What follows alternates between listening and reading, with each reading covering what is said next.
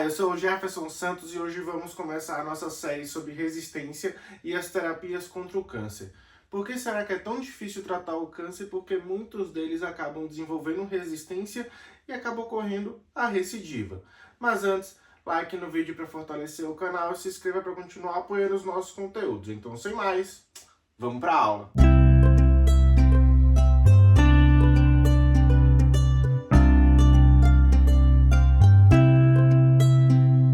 Olá, eu sou o Jefferson Santos e na aula de hoje eu vou falar um pouquinho sobre heterogeneidade tumoral e sobre a terapia ou a quimioterapia convencional. Mas a heterogeneidade tumoral é importante de ser entendida porque ela explica o motivo pelo qual o câncer desenvolve resistência e aí, consequentemente, o paciente pode acabar recidivando a doença, tá? Então, aqui essa imagem não ficou tão bonita, tá? Mas só falar um pouquinho o que é heterogeneidade, como o próprio nome já diz, são células heterogêneas, quer dizer que o tumor ele não é igual. O tumor de um paciente, por exemplo, um tumor de mama, ele não é igual a um outro paciente que também tem o mesmo tumor de mama, por mais que, por exemplo, eles tenham o mesmo marcador. Por quê? Porque isso depende muito do sítio onde é que esse tumor está localizado, depende do microambiente, depende da pessoa, do estilo de vida, enfim. O tumor, para se desenvolver, ele acaba desenvolvendo as suas próprias características, as características próprias. É que nem a gente, por exemplo, separar uma população, uma espécie, em uma ilha separada de uma outra ilha. E à medida que os anos passam, essas populações, elas fazem o quê? Elas acabam desenvolvendo características fenotípicas específicas. E no câncer também. Então, assim, a gente traz, assim, além de existir uma heterogeneidade da própria doença em relação aos pacientes, a gente tem heterogeneidade espacial. Não sei se está dando para enxergar um pouquinho, mas, por exemplo, um tumor que previamente desenvolveu aqui no pulmão do paciente, que fez outras metástases, o próprio tumor, quando ele faz metástase, uma célula se desloca aqui do seu sítio primário e vai para um local metastático, por exemplo, o cérebro, o intestino. Quando ele se desloca, à medida que o tempo passa, esse tumor, apesar de ser originário do sítio metastático, ele também vai ter diferenças, ele vai se diferenciar do tumor primário. Por quê? Porque ele vai estar localizado em outro ambiente, vai sofrer um outro processo de seleção, vai ter um metabolismo diferente. Então, naturalmente, o tumor, quando ele se espalha, ele também vai se diferenciando. Por isso que a terapia ela fica difícil, porque a gente não está lutando contra um agente, uma célula com uma mutação. A gente está lutando com bilhões, milhões de células com características que podem variar do sutilmente diferente ao diferente. Então, quando a gente fala de heterogeneidade espacial, a gente mostra que, por exemplo, esse tumor, quando ele se espalha ou se torna metastático, ele também vai sofrer e vai modificar, ele vai ser diferente das suas células que deram origem. Além do mais, dentro do próprio tumor, que a gente chama de heterogeneidade intratumoral, as células que compõem o tumor, elas também são diferentes entre si. A gente pode ver aqui pela diferença nas cores do núcleo, né? Uma verde mais escura, um amarelo significa dizer que essas células elas têm características diferentes, características epigenéticas e genéticas e metabólicas diferentes, tá? Além do que não bastasse elas serem diferentes entre si, a gente também trabalha com um conceito de heterogeneidade temporal. O que isso significa? O mesmo tumor de pulmão, câncer de pulmão, à medida que o tempo passa, à medida que ele vai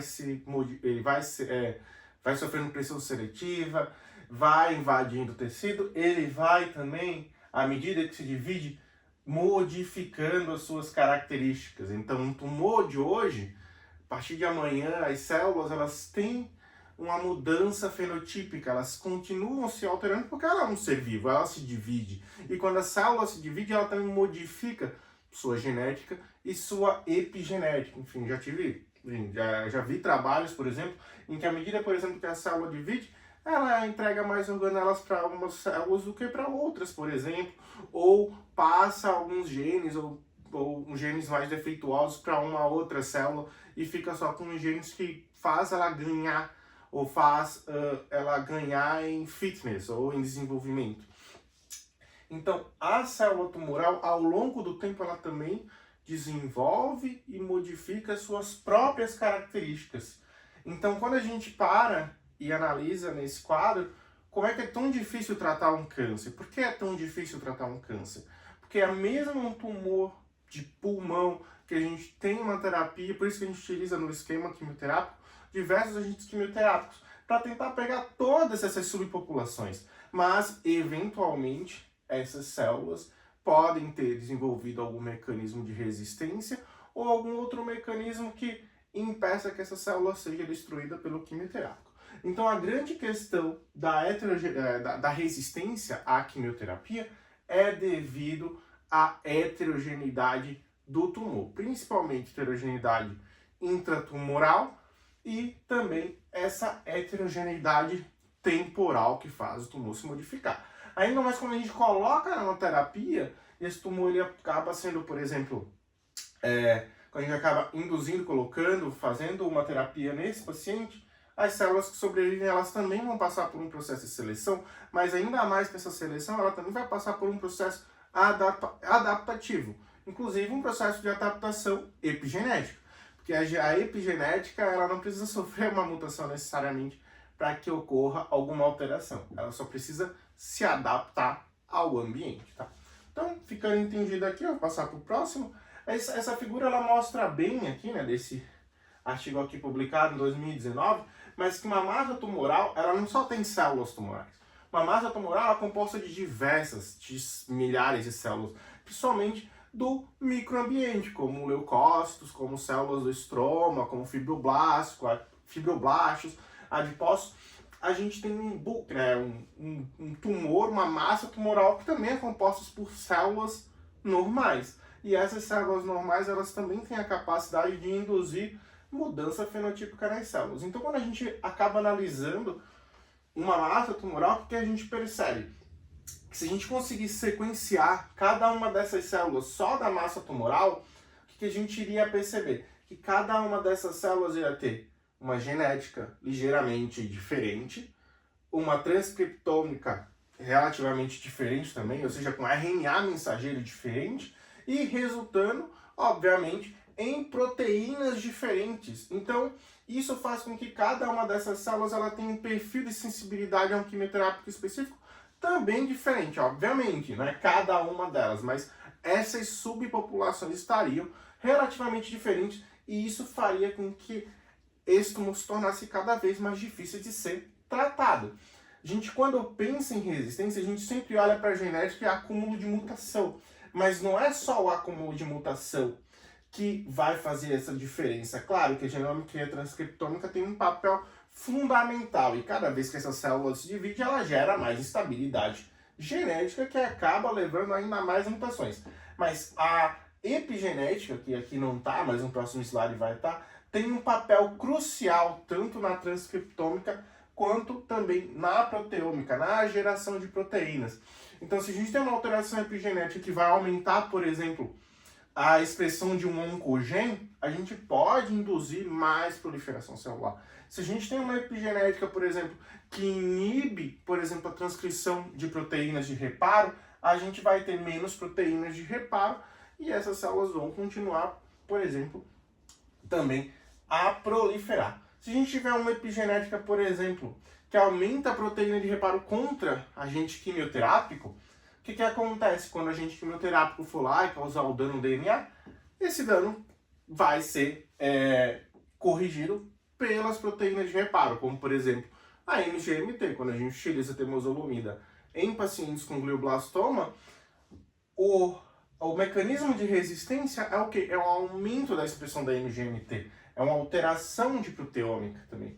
E aí isso também contribui. Então todos esses fatores contribuem para que ocorra uma heterogeneidade na massa tumoral. Porque quando a célula divide, ela tem sua própria maquinaria. Ela vai sofrer influência do meio externo, das células, dos leucócitos, do estroma, do percentual e da pressão parcial de oxigênio, ou seja, células mais que estão na periferia do tumor, elas têm, por exemplo, uma perfusão de oxigênio e de nutrientes diferente das células que estão mais no interior do tumor. Então, células que estão no exterior tem um perfil também bem diferente das células do interior do tumor. Por isso que a gente diz que o câncer, a massa tumoral, o tumor, independente de qual tumor seja, ele tem algum certo grau de heterogeneidade e isso contribui muito para o desenvolvimento de resistência.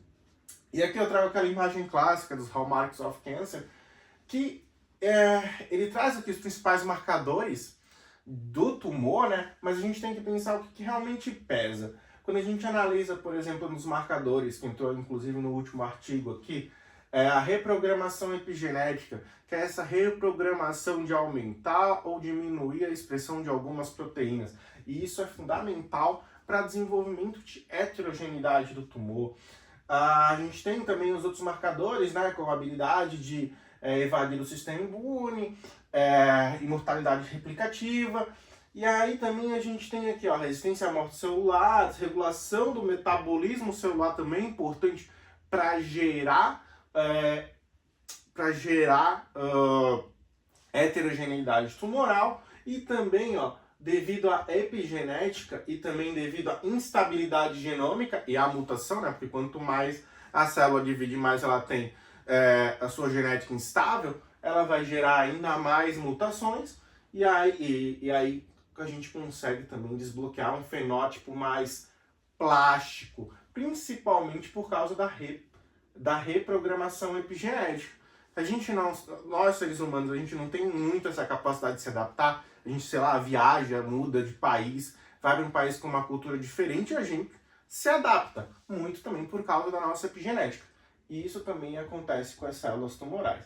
Ela faz essa plasticidade fenotípica, o que faz com que essa plasticidade ela é derivada principalmente devido à reprogramação epigenética.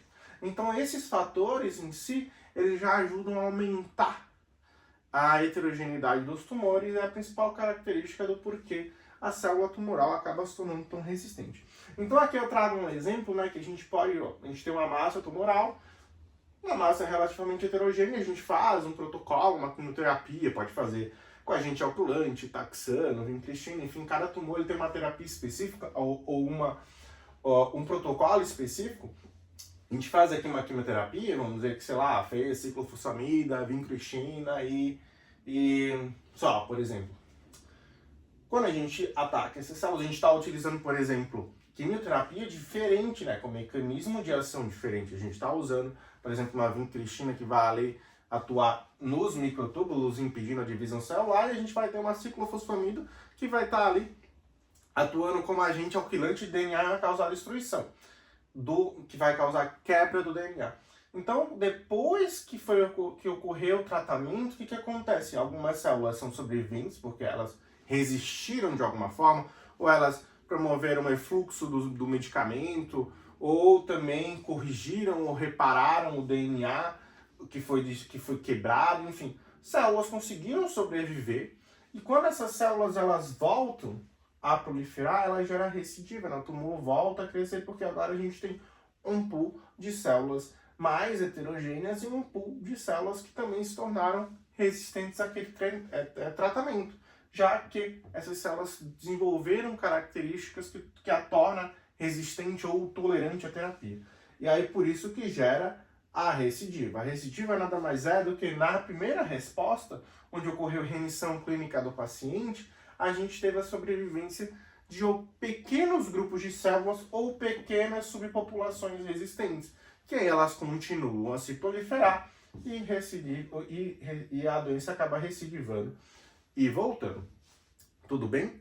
Então, como é que a gente trata o câncer hoje, né? Só um pouquinho, eu falei um pouquinho sobre a quimioterapia, mas a gente tem diversas terapias contra o câncer.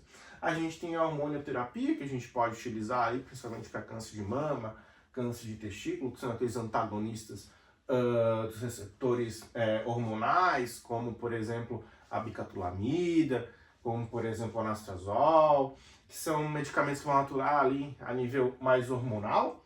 A gente tem também aqui a cirurgia, né, que vai lá e realmente retira o tumor, tenta retirar todo o tumor. Tem os transplantes de medula óssea para as leucemias, para doenças hematológicas.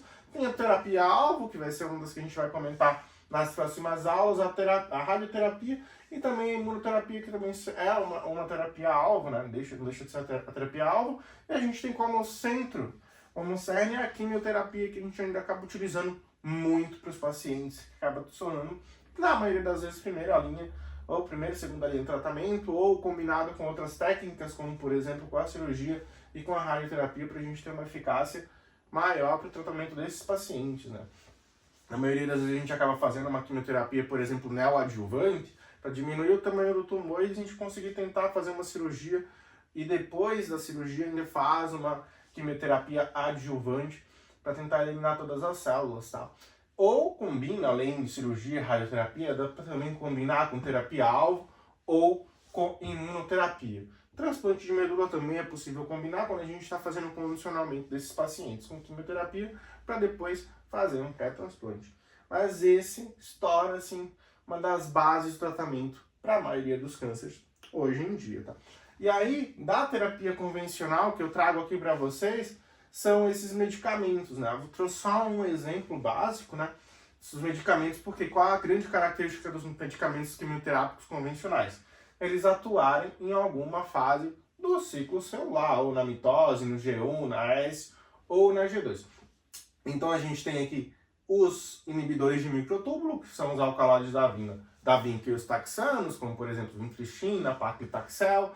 A gente tem também aqui os que são independentes do ciclo celular, como antraciclinas e os agentes alquilantes. Aí a gente tem doxorubicina, ciclofosfamida e fosfamida. Tem os antimetabólitos aqui que vão atuar na síntese do DNA, ou seja, ele vai impedir a síntese de algum nucleotídeo, ou ele vai servir como algum falso precursor. E a gente tem aqui, por exemplo, citarabina, azistidina ou 5-FU, metotrexato também. E também a gente tem os inibidores de topoisomerase, por exemplo, como o etoposídeo. Então esses aqui fazem parte da quimioterapia tradicional, convencional, para os pacientes com câncer. E aí, quando esses tratamentos falham, junto com, por exemplo, cirurgia, a gente pode tentar outras terapias, como a imunoterapia, as terapias-alvos com inibidores de tirosina sinase ou anticorpos monoclonais.